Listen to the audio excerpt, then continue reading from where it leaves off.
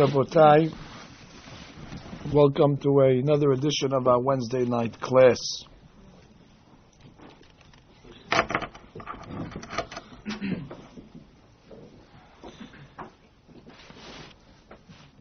We're reading the Parashiyot, Shemot, Va'era, Bo, Beshalach, which are Parashiyot that discuss to us the oppression that the Jewish people suffered by the hands of the Egyptians and then the ultimate redemption.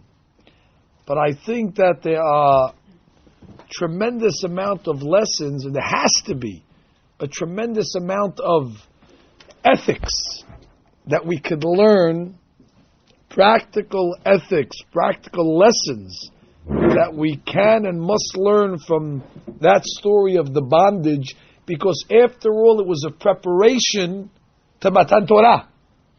And we always were taught Derech Eretz Kadma LaTorah, that respect and ethics must precede the Torah. So obviously, when we read the parashiyot that precede the giving of the Torah, there must be many lessons that we may draw from and learn from in order to make ourselves better Jews. One midah that stands out, and it stands out and it recurs over and over and over again, is the midah of hakarat hatov, is the midah of gratitude, of recognizing that good was done to you and reciprocating and appreciating.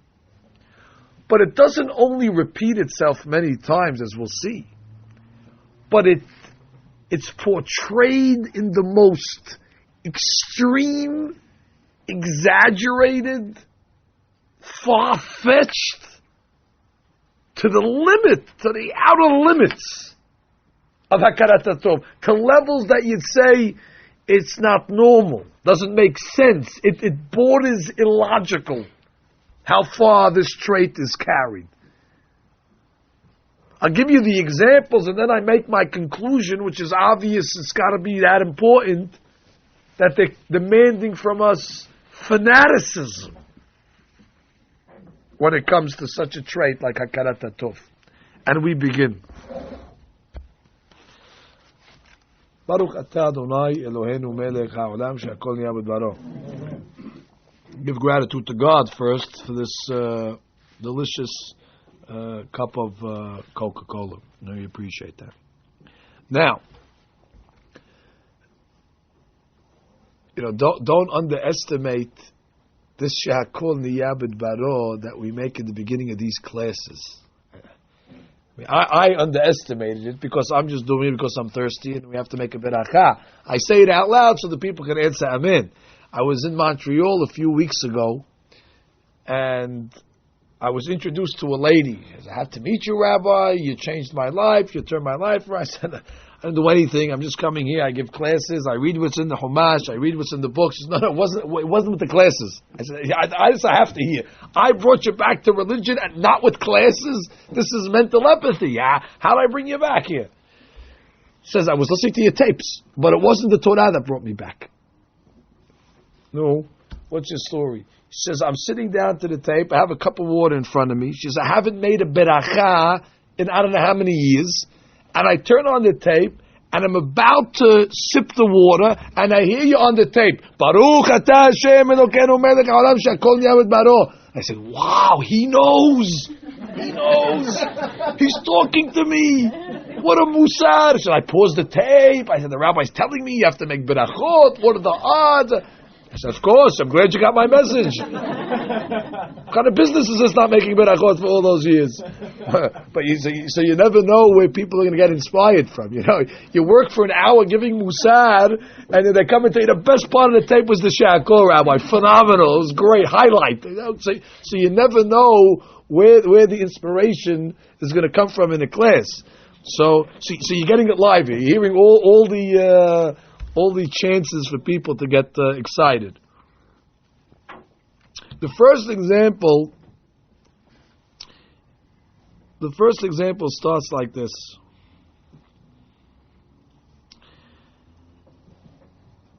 At the end of Moshe Rabbeinu's life, God tells Moshe, it's time to take revenge against the Midyanim.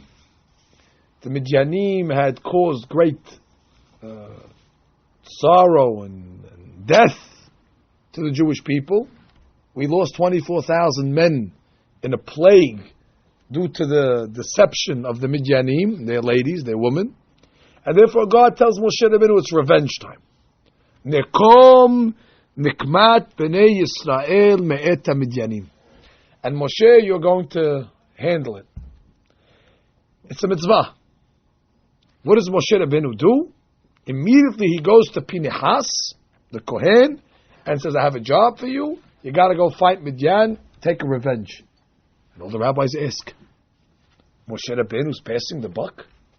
Here God comes to Moshe and says, handle it. And now he comes along and says, Pinehas, take care of it. It's so un-Moshe-like. Moshe Rabbeinu was a man that when the Jewish people are leaving Egypt and they're all taking the money, what's Moshe doing? He's involved in the casket of Yosef HaSadiq. Any mitzvah that's available for Moshe to fulfill, he's there. The 6 cities of refuge, Arei Miklat. You need 6 cities for them to work. Until all 6 cities are established, none of them work. What does Moshe Rabbeinu do when he's on the other side of Israel? He designates 3 cities. They tell Moshe, what are you designating the 3 cities for? Anyway, they're not going to work until we designate the 3 in Israel. So you're wasting your time. He says, at least I'll do half a mitzvah. If I can't do the full mitzvah, I'll start it. So you see Moshe's attitude when it comes to mitzvot, he's very, very meticulous in fulfilling any part of a mitzvah. And now the last mitzvah of his life. God commissions Moshe, go fight Midyan. And what does he do? Pass, Shaliach, Pinchas, handle it. And God doesn't have any claims against him. I mean, it's not like God came to Moshe after and said, Moshe, what's the deal over here? I give you a mitzvah and you go and you give it out? You sublease the mitzvah to somebody else? Moshe Rabbeinu says the following. I grew up in Midyan. I was raised in Midyan. I married a girl from Midyan. I had children in Midyan, and my father-in-law was from Midyan. It's not befitting for me to lead the revenge against the hometown where I was brought up. It would be ungrateful. Do we have to take the revenge? Certainly. But it's not proper for me to lead the war against these people that I owe gratitude to. That's extremism. And he understood that that's what God meant. He understood that when God told him, go fight Midyan, not you, my question was, where does he know that from, Moshe? I mean, he made a judgment. This is a judgment call.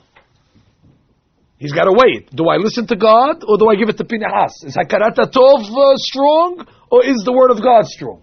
What gives? What was Moshe Rabbeinu's precedence? How does he know that Hakarat HaTov is that important? He knows it from Egypt.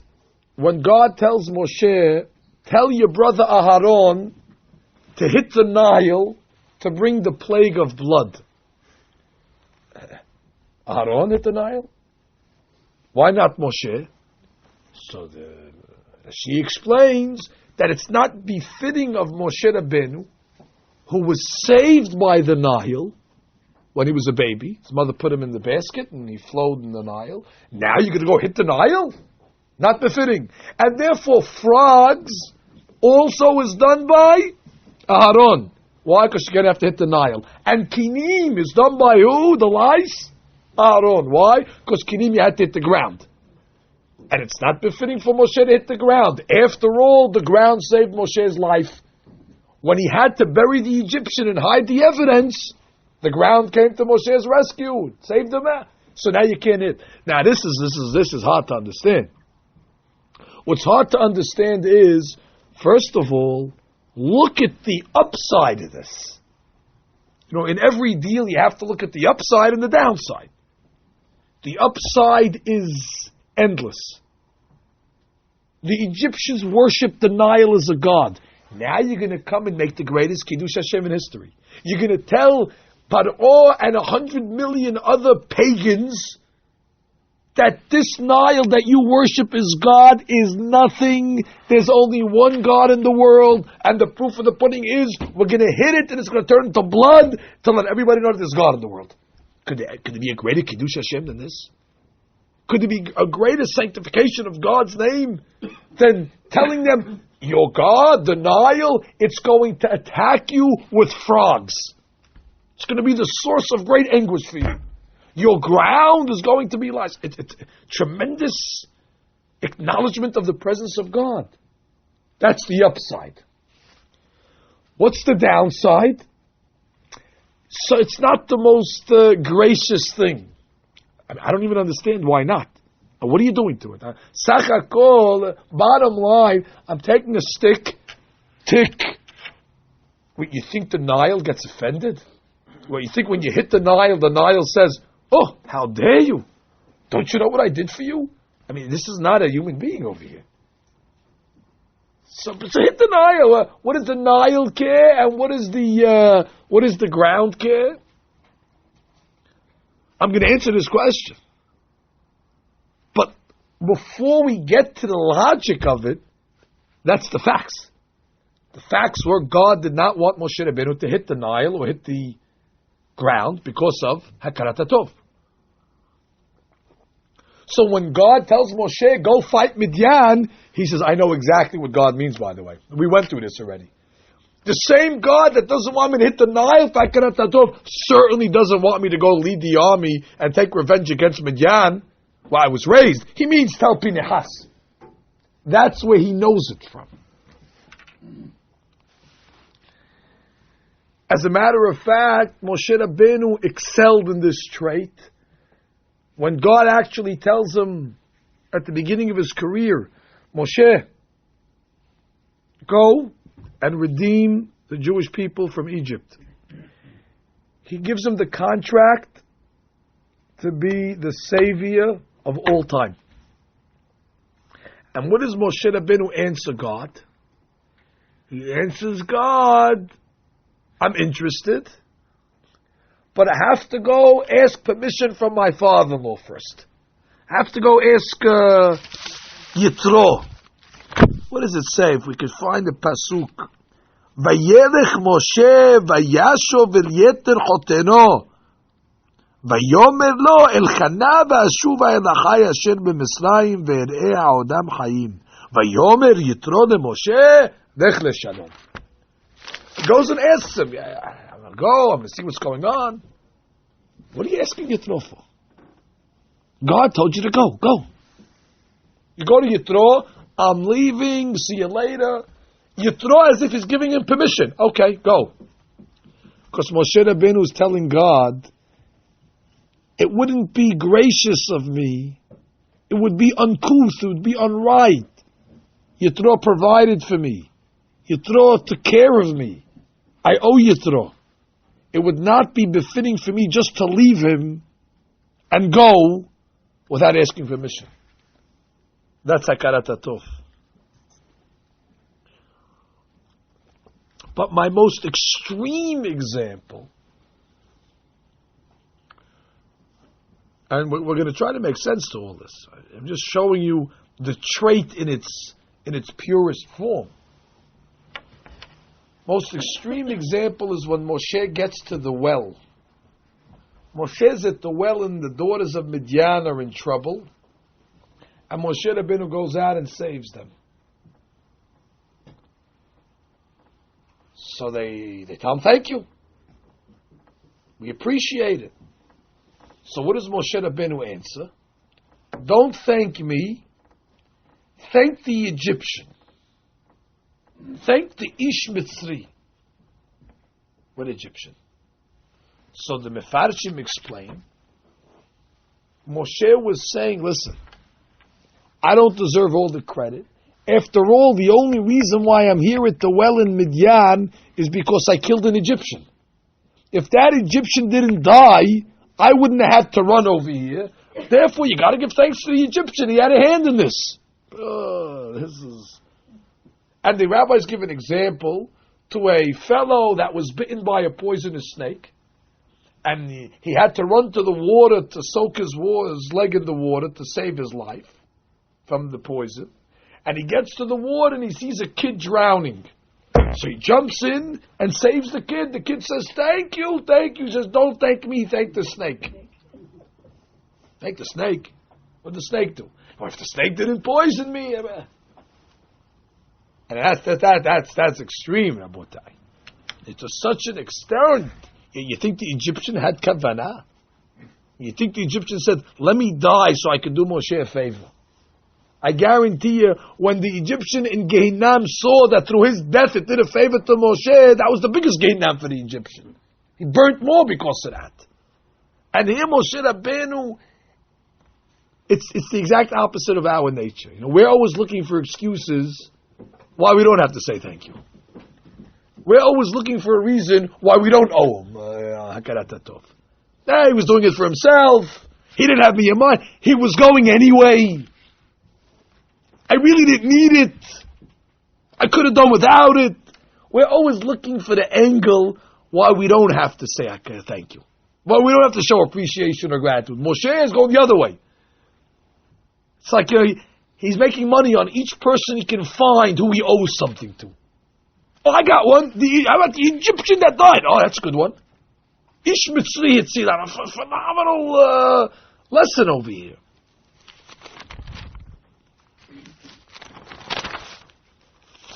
So I ask, if I see it repeating itself so often in this parasha, I want to know, why is it so important?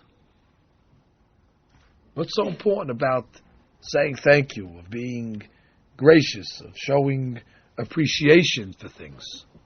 What's so important about it? Is it just merely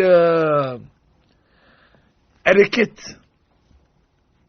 Like we tell our children when they get something, say thank you. Is it just because it's the proper thing that we want to be gentlemanlike, ladylike? Is this just a subject of being polite? Is that all it is? This is like Emily Post goods? This is just etiquette, doing the right thing? Is that all it is? Certainly not. And you won't imagine how much it is important and what it does lead to. You're familiar with the pasuk.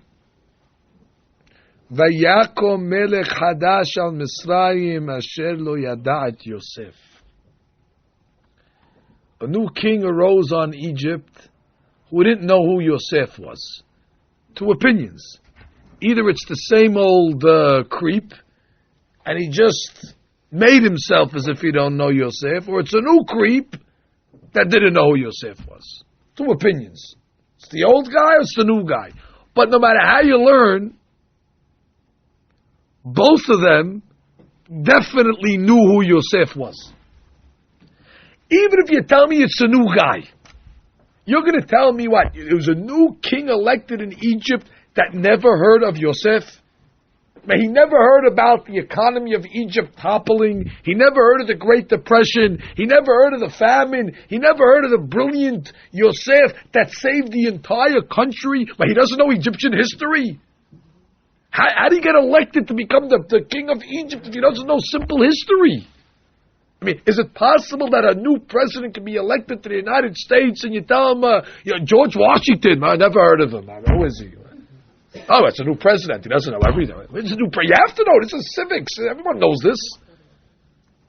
So even if you tell me it's a new guy, still he was blinding himself. They both didn't want to appreciate Yosef, no matter how you learn it. I don't want to. They were both lacking in this fundamental trait of having gratitude. Because gratitude would dictate, hey, listen, Yosef saved the whole country from death. And now what? We're going to subjugate his descendants. We're going to subjugate his grandchildren and great-grandchildren to bondage? Is that right? We can't do it. But he lacked that sensitivity. He didn't have that. Later on, when the makot start falling on his head, Paro makes a statement. His statement goes, Vayomer Paro, Lo yada'ti et Hashem. So I don't know who God is. This is a statement of denial, a statement of atheism.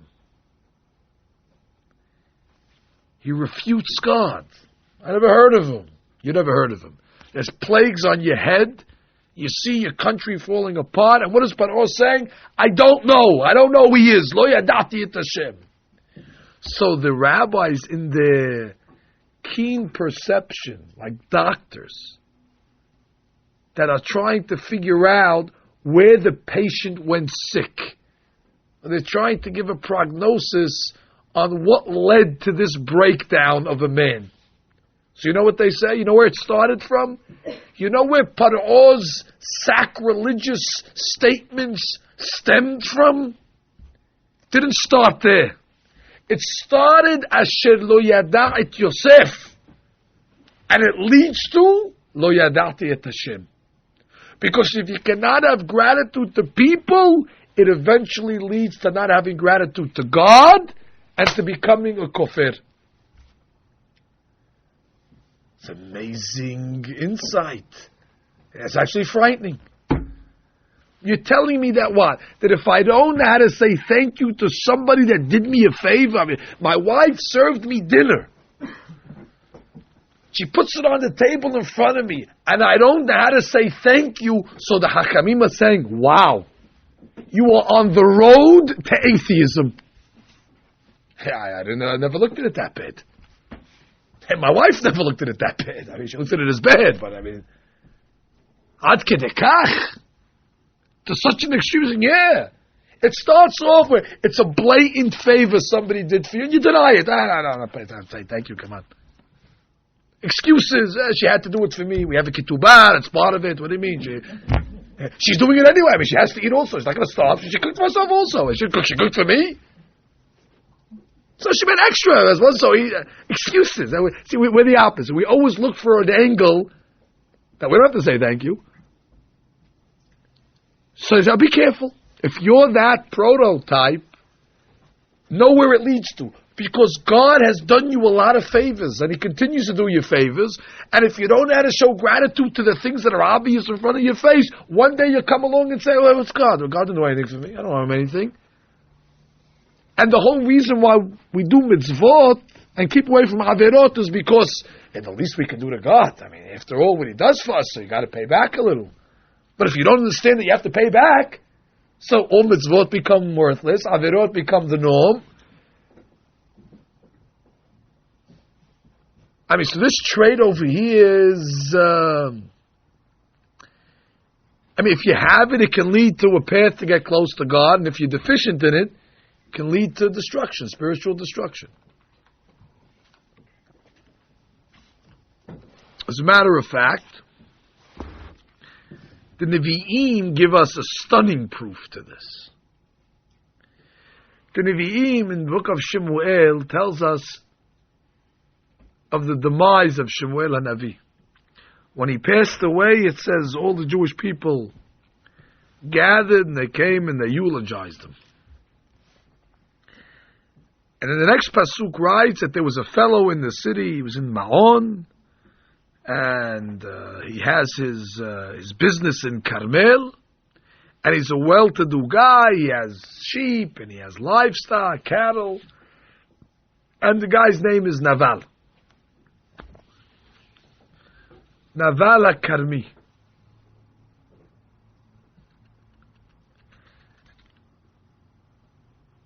And the rabbis ask, what's the connection between Shemuel's funeral and this guy Naval having all this wealth? And the Gemara says, Naval didn't go to the funeral of Shemuel HaNavi. Why? Because he said, I'm busy. I got all this livestock. I'm not closing down the business for one day. I don't got to go to Shemuel's funeral. What's his rationale?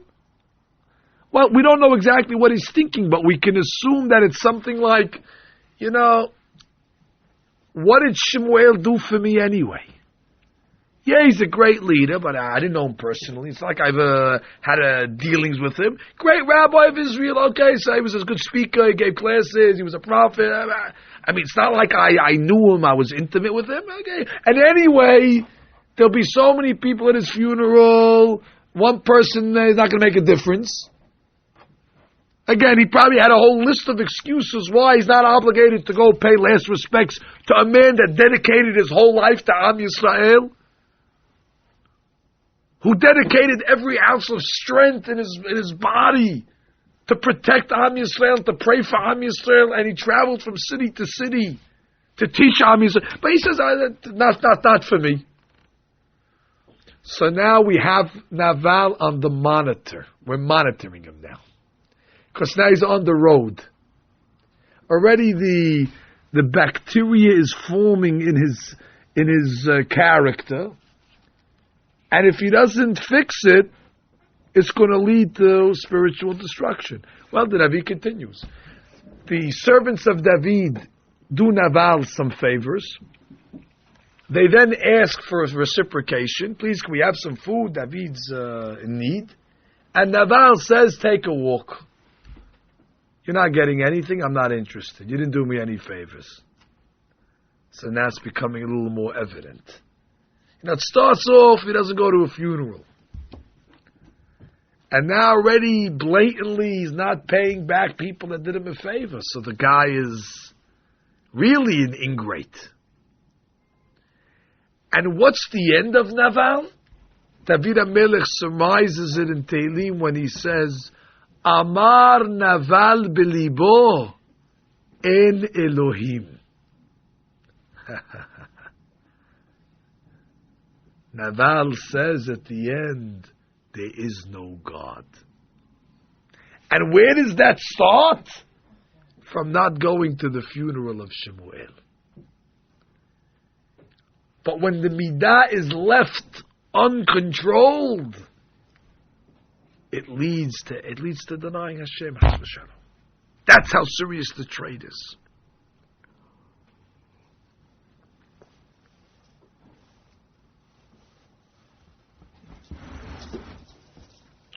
There's a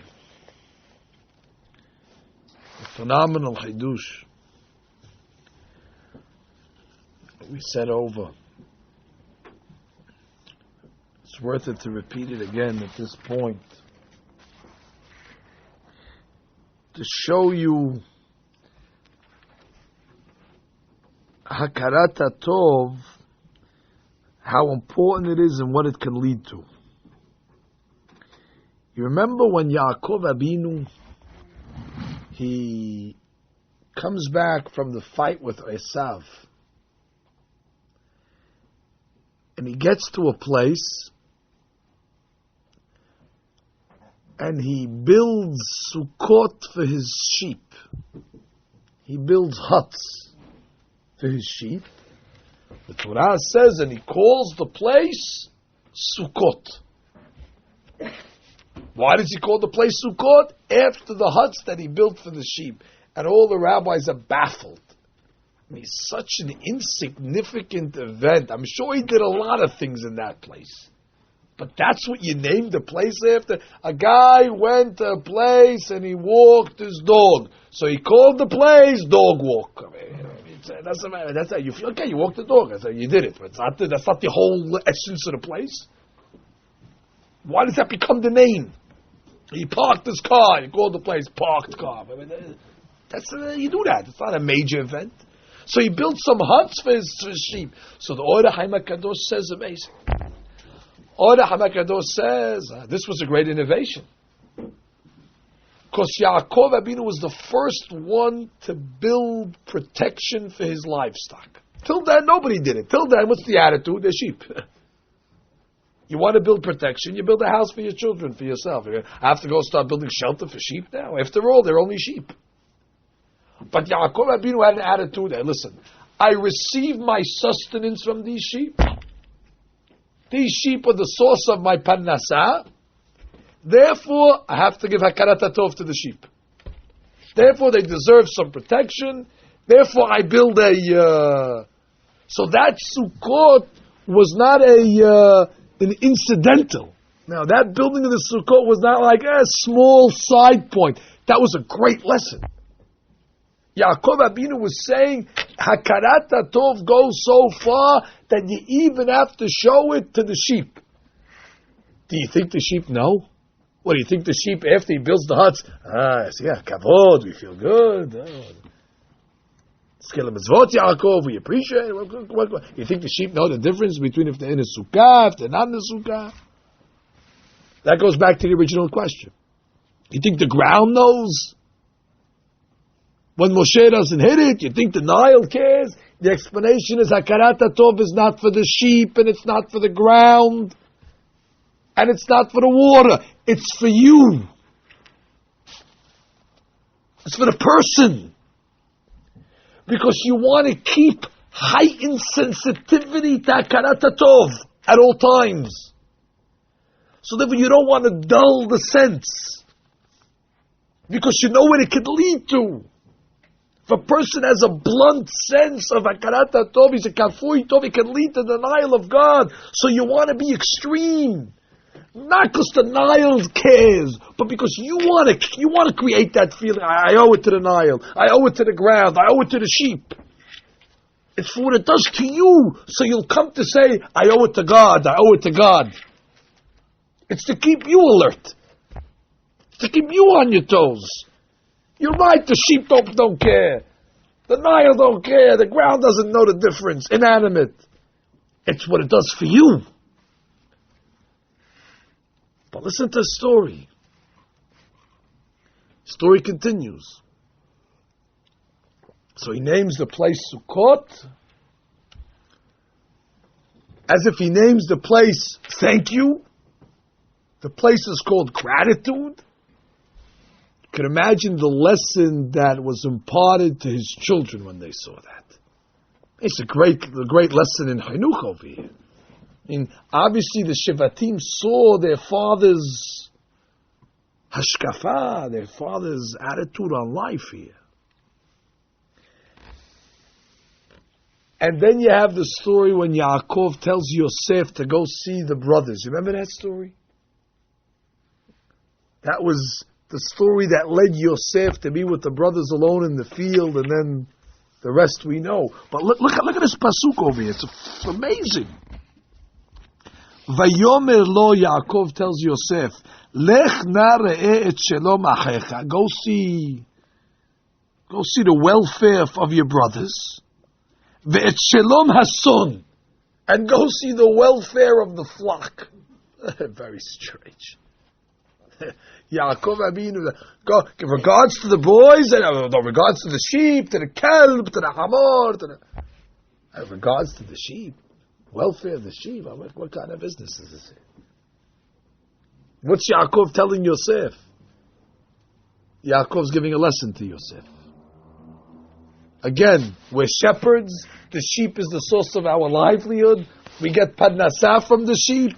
You ask for the welfare of the sheep. This is Yaakov's chitush on life. You build them sukkot. You ask about their welfare.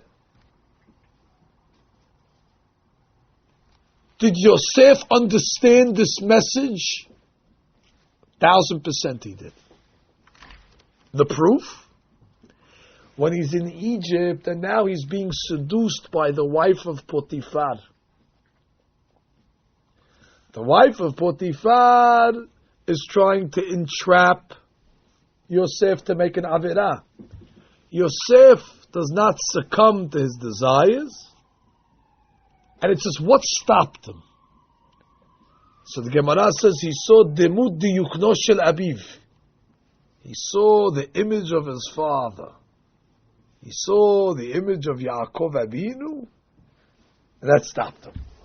What in the image of Yaakov was the deterrent? I saw an explanation which is amazing. Explanation is, when he saw Yaakov Abinu, he remembered what his father stood for. His essence is gratitude. He remembers the building, the Sukkot. He remembers him telling him, go see the welfare of the sheep, because if you receive sustenance from them, if you made a living from them, you have to show hakarat tov. So Yosef says, what would my father say? Potifar is my employer. He gives me a living. I work for him. Now I'm going to take his wife?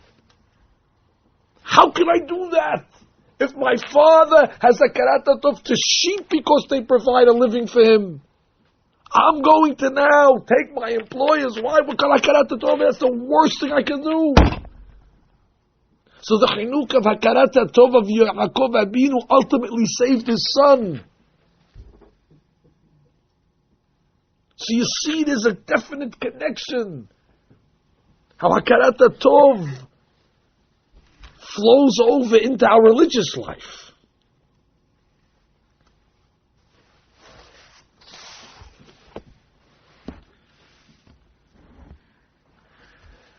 Question is then, why is it so hard? Why do we find people that have difficulty in showing gratitude? Not to everyone is this midah so easily interpreted into action. People struggle with this. People always have claims.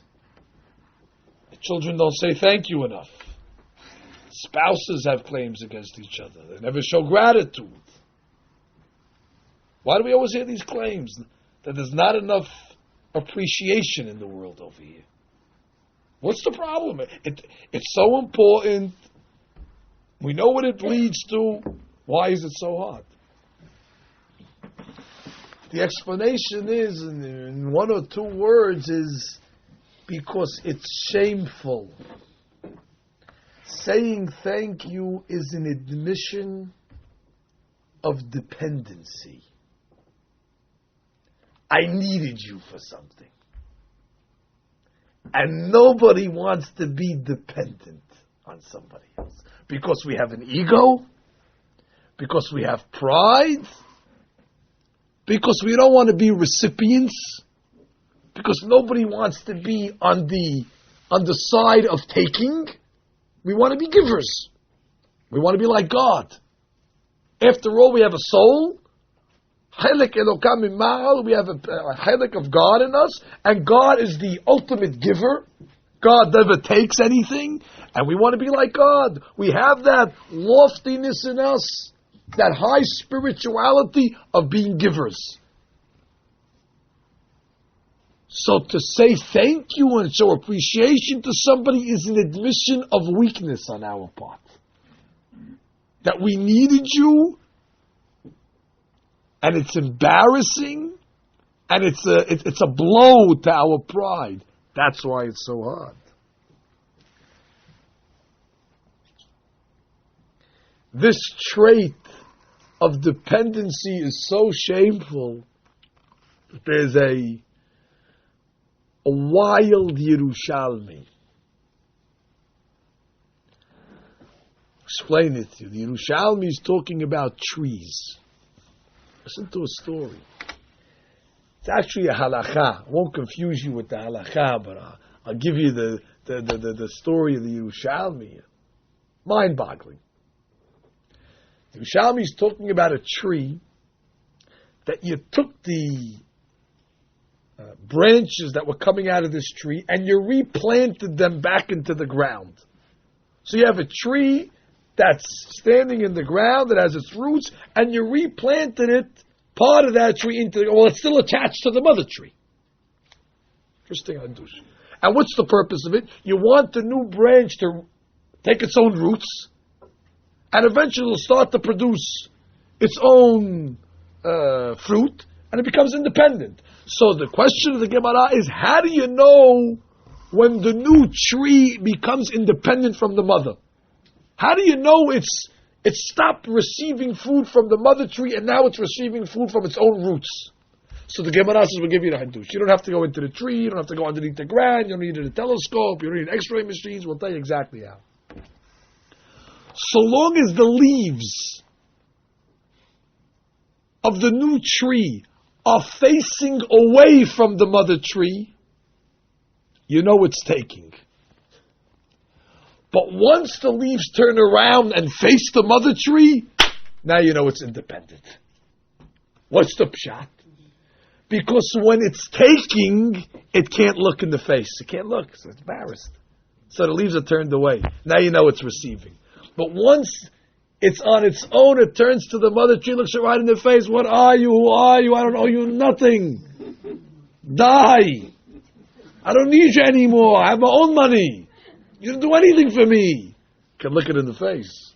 It's not embarrassed anymore. I mean, this trait already is so deep it affects the plant life. Well, the more so, what does it affect human beings? So we have to overcome that weakness. So if you're humble like Moshe, you have no problem. See, a lady works on this humility, so you have no problem showing dependency to others. I needed you for this, and I needed you for that, and you also helped me, and you go out of your way to find people that did you favors. You're not shamed to show that.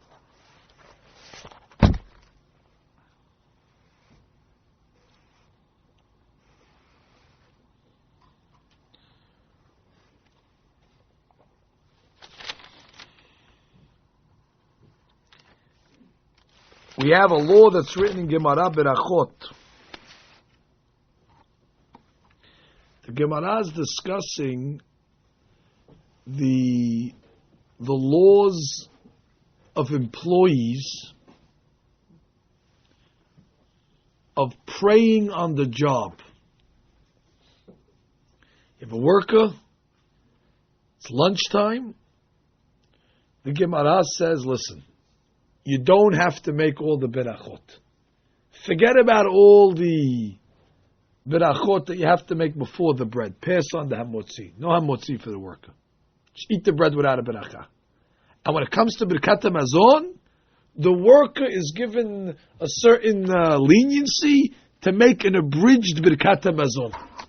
Why? Because we don't want him to impinge on his employer's time.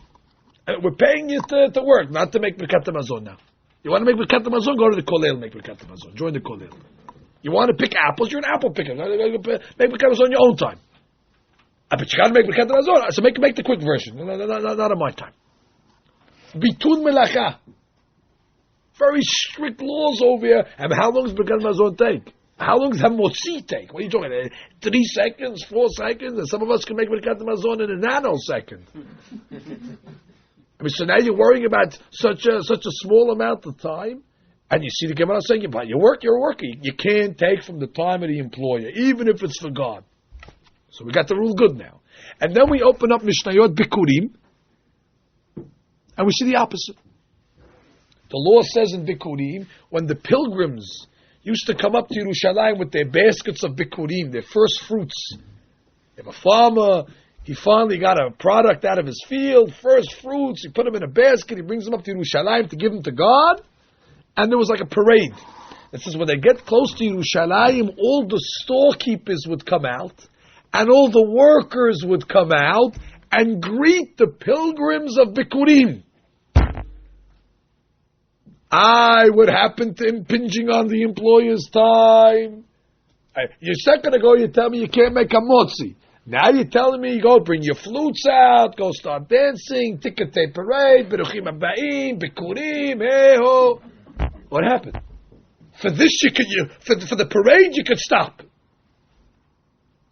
And the explanation is because bikurim is gratitude. Bikurim is a parade of people telling God, thank you for the fruit. We want everybody to see this. It's worth it. It overrides other considerations. Yeah, stop the work, take an hour, and stand there and clap for the people that are coming to say thank you to God. It's worth it. It overrides all considerations. That's how serious Hakarat HaTov is. That's how far it goes.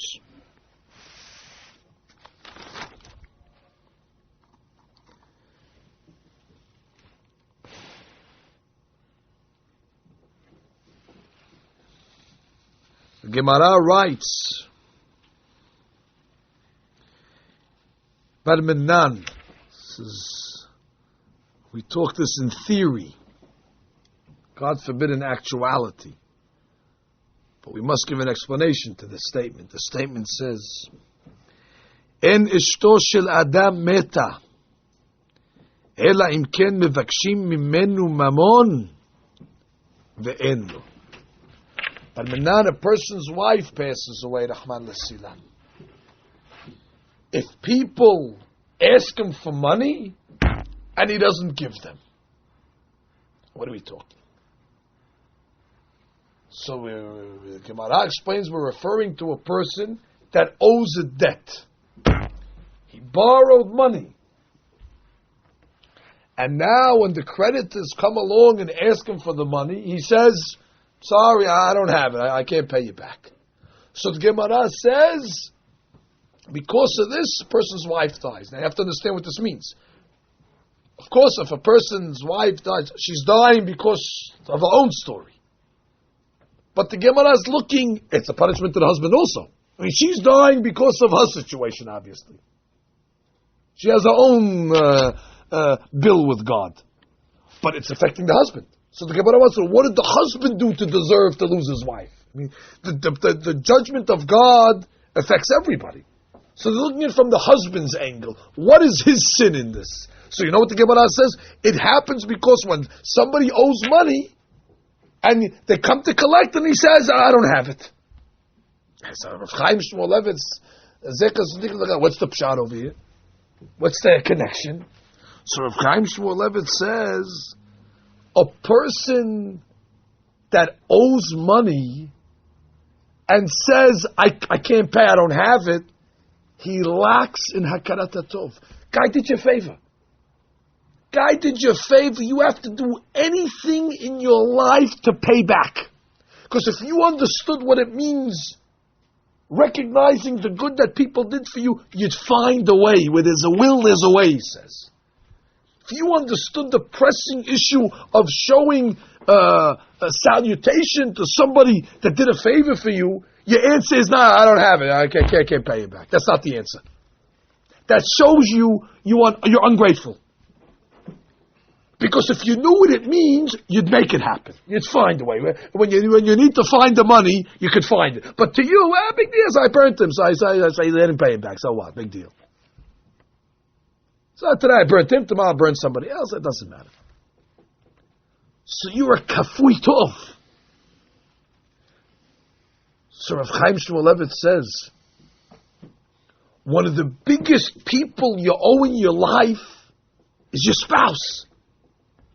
It's your wife. And think about all the things a person's wife does for him. I mean, she cooks, and she cleans, and she does, and she... If this guy doesn't pay back people that he lent money, that he borrowed money from, rest assured he's not paying his wife back either for all the good things that she does. That trait of being ungrateful that manifests itself to not paying loans certainly is affecting his bayit. A man that doesn't pay his debts is a man that cannot be good to his wife because he doesn't understand, doesn't recognize goodness. And therefore God says, you don't deserve it. You're not paying the debts, don't deserve it. We take it away from you. Of course, this works both ways. But you see over here, that trait, unfortunately, we see so many people in business. They order goods, they don't pay. I'm not talking from the stealing aspect. That's another class. From the gezerah. From the decency aspect of it. These people don't understand that a favor was done to them. This is rotten to the core of the human essence. And these people, unfortunately, are on a road that will lead them to spiritual destruction. It's not possible. And we sit at a table, and our parents provide for us food, or our wives provide for us food, or our husbands provide for us money and shelter, and we sit at the table and we don't say thank you. and we're making beracha, and we're Glat Kosher, Bet Yosef. Hold everything.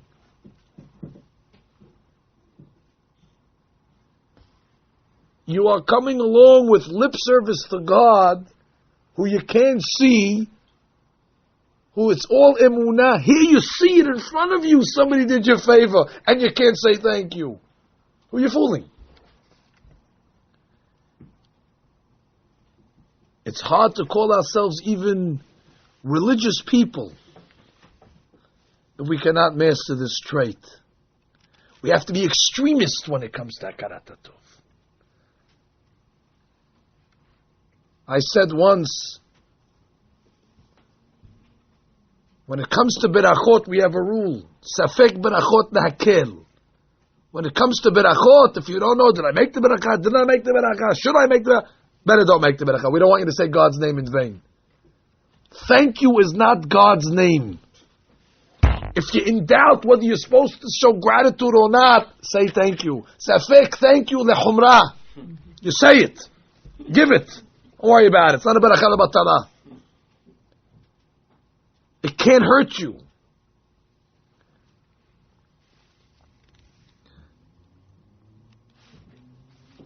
Baruch Hashem, we have a good custom in our community. We like to give gifts. We're always giving gifts. And in any occasion we can, we're sending gifts, we're doing gifts. God bless our community. It's amazing. Last week I was sick for a few days. I can't tell you how much souvenirs I got in that 1 week. Plants and flowers and cards and earmuffs and all sorts of toys. It's a phenomenal community. It's amazing. We're a gift-giving community.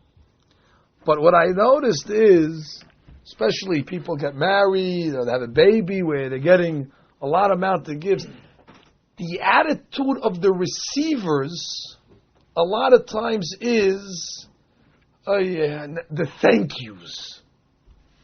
The thank yous, you have to write thank yous. It becomes the greatest burden. And to the extent where it becomes quite difficult for us to even personalize thank yous anymore. Because, we were able to receive the gift from everybody personally. To receive the gift, we're able to come and have you, thank you, I'll look at it, enjoy it. When it comes to the thank you, we don't have time for that anymore. It's beneath us already to drop a line and say thank you. So we go to the calligrapher, whatever it is, the stationery place, and we make up some corny poem, make an excuse why we couldn't write it, and we make some line, we send it out, it's thank you, Skelem and Zvor. I'm probably guilty of the same thing. I forgot what I did and what I'm doing. I don't know what's exactly going on in the house here. I'm probably indicting myself. Somebody's going to come, I got one of your things, Rabbi, it wasn't personalized. Well, you're lucky because you probably couldn't read my handwriting anyway, but that's not the point. When it comes to Hakarat HaTov, it has to be personalized. In the Amidah, in the Hazarah, girls, I hope you can appreciate it. In the Hazarah, when the Hazan's repeating the Amidah, it's not the most exciting ritual in the religion. The Hazan's doing all the work. He's belting out the prayer. And what is everybody else in the Kahal doing? Amen. God, we need wisdom and we need this. He makes a whole long speech and we come along, we're with you. You're 100%. Amen. We agree. And we go back along, walking around, minding our own business. We want God, you give us wealth, and we need money, and give us the money. Everybody else there, we're cheering in the back. 100%, amen, we go for it. So we're just throwing in our vote of confidence to the Hazan, and the Hazan's killing himself up there. But there's one part of the Amidah where amen doesn't do it. Hazan gets up and says, Modim anachnu lach. Thank you, God, for everything. Then what does the halakha say? That everybody's got to get up with the Hazan and say, Modim anachnu lach. Because when it comes to saying thank you, a vote of confidence is not enough. You can't send a messenger to say thank you to you. Hazan, handle it. Hazan, thank you, God. And we agree with you. Good, handle it. You send it. Amen. No. You can't say thank you through a messenger. When it comes to Modim, everybody's got up and say thank you, Hashem, yourself. It's a great lesson. There has to be methods that you have to figure out. How to show people appreciation. There's no statute of limitations. Once you said thank you once, doesn't matter. I said, well, even I paid him back. According to the statements in the Gemara, it sounds like you're indebted for life. Somebody does you a favor, you owe him for life. See, we're filled with excuses. I paid him back already. I mean, he had to do it to me after all what I did for him. We're always looking for the angle why we're not obligated to say thank you. And here we're seeing how far it goes and how serious it is. And there's no such thing where you say, I said thank you already once.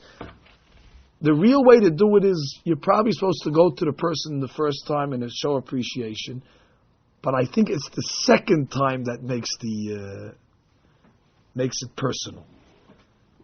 I know myself. Person comes to me, Rabbi, I appreciate it, thank you, whatever the favor is. So that you look at is okay. That's you have to do that.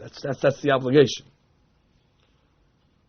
But when they come back a second time at a different time and say, "Why do I wanted it," then already you know they're thinking about it.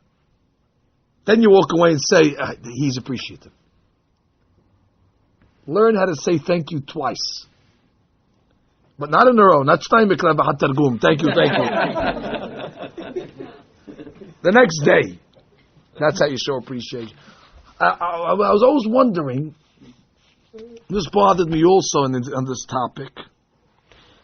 What's the pshat when we go to a store? You go to a store, we're going to buy eggs. You go to the store, you have to find the egg department yourself. Nobody helps you. Till you get the eggs, you have to stand online. The clerk is behind the counter. He's grumbling at you. He looks at you with a dirty face. You have to pay for the eggs.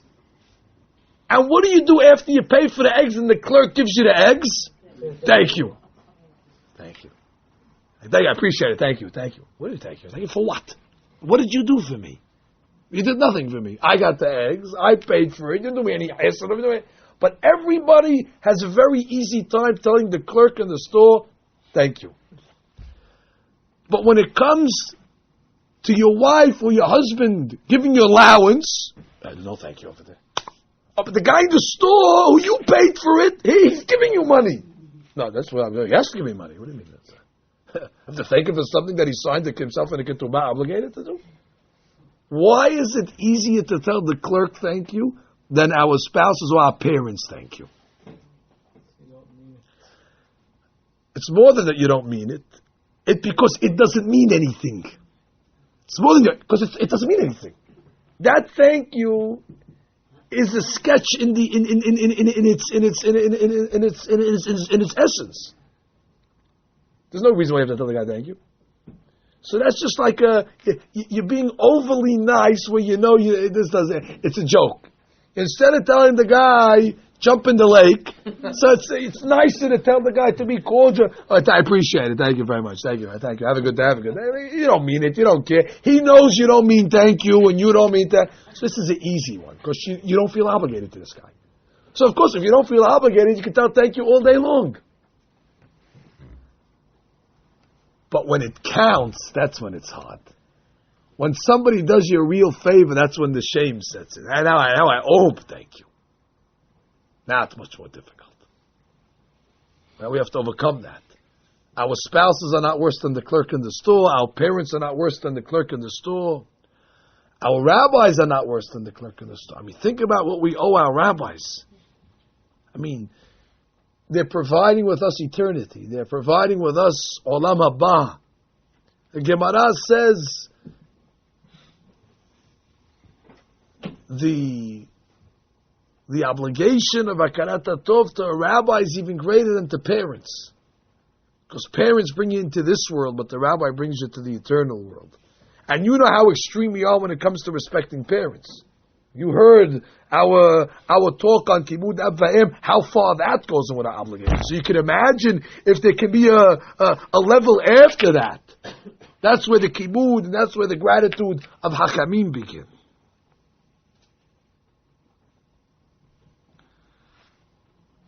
And maybe this is why Jews are called Yehudim. Yehudi's root word is Todah. Jews by nature. That's what we're called. That's what Leah called the fourth son Yehudah, which is gratitude. Because it's so important for us to imbue ourselves with this midah. And Be'ezrat Hashem, if we can implement some of these ideas and stop making excuses and swallow our pride a little, become a little more gracious, but mean it, and express it personally, and express it over and over again, and keep this trait at the forefront of our midot, it undoubtedly will lead to Hakarat HaTov, to God. This class actually is not a class on Hakarat HaTov, it's a class on getting close to God. It's a class in excelling in performance in mitzvot. It's a class in keeping away from sin. But we're telling you how to begin that process. You can't start it over here. You have to start it way back. It starts by saying thank you to your wife and saying thank you to your husband and calling your parents from time to time and telling them thank you and showing thanks and gratitude to people that have done you favors in your life. Chaim Shmulevitz used to go to every wedding of every student that used to attend his classes. He said, they're doing me a favor. They're my audience. They're coming to listen to me. I have to show gratitude. But it's time. Hakarat HaTov. Go read stories about the Gedolim. How much they were extreme when it came to this trait over here. How much they extended themselves in order to show gratitude to the most simple of people, for the smallest of favors that were done to them. And Be'ezrat Hashem, if we can follow this advice, and I'm talking to myself also, Be'ezrat Hashem, it will lead to great spiritual perfection.